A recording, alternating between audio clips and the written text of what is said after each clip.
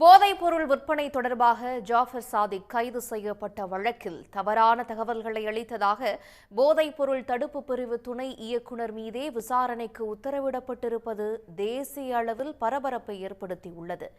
போதைப்பொருள் தயாரிக்க பயன்படும் சூடோபெட்ரைன் என்ற ரசாயன பொருளை சர்வதேச நாடுகளுக்கு கடத்தினார் என்ற புகாரில் தமிழ்நாட்டைச் சேர்ந்த ஜாஃபர் சாதிக் என்பவர் கடந்த மார்ச் 9ஆம் தேதி கைது செய்யப்பட்டார். இவரை டெல்லியில் கைது செய்த மத்திய போதைப்பொருள் தடுப்பு பிரிவினர் ஏற்கனவே 3 பேரை கைது செய்து சிறையில் அடைத்தனர். ஜாஃபர் சாதிக்கின் கைது தொடர்பாக மத்திய போதைப்பொருள் கடத்தல் தடுப்பு பிரிவு துணை தலைமை இயக்குநர் ஞானேஸ்வர் சிங் அளித்த பேட்டி சலசலப்பையும் பல்வேறு தரப்பினரின் ஆட்சேபத்தையும் உருவாக்கியிருந்தது. போதைப்பொருள் கடத்தலில் கிடைத்த பணத்தை தமிழ்நாட்டில் சில அரசியல் கட்சிகளுக்கு ஜாஃபர் சாதிக் கொடுத்தார் என்று உள்நோக்கத்துடன் ஞானேஸ்வர் தகவலை பரப்பியதாக குற்றச்சாட்டுகள் முன்வைக்கப்பட்டன.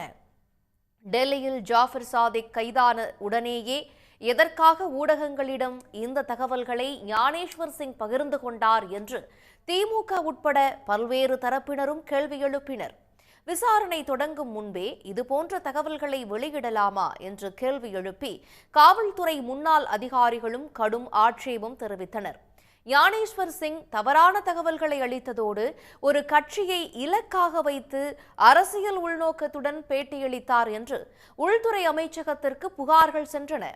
அரசியல் நோக்கத்துடன் தவறான தகவல்களை ஞானேஸ்வர் சிங் அளித்ததாக குற்றம் சாட்டப்பட்டது. இதைத் தொடர்ந்து ஞானேஸ்வர் சிங் மீதான புகார் குறித்து மத்திய போதைப்பொருள் தடுப்பு பிரிவு துணை இயக்குநர் மணீஷ்குமார் விசாரணை நடத்த உத்தரவிடப்பட்டுள்ளது.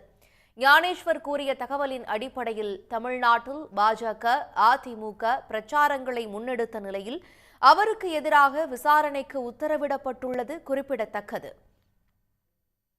உடனுக்குடன் செய்திகளை தெரிந்து கொள்ள சன் நியூஸ் பெல் ஐகானை கிளிக் பண்ணுங்க.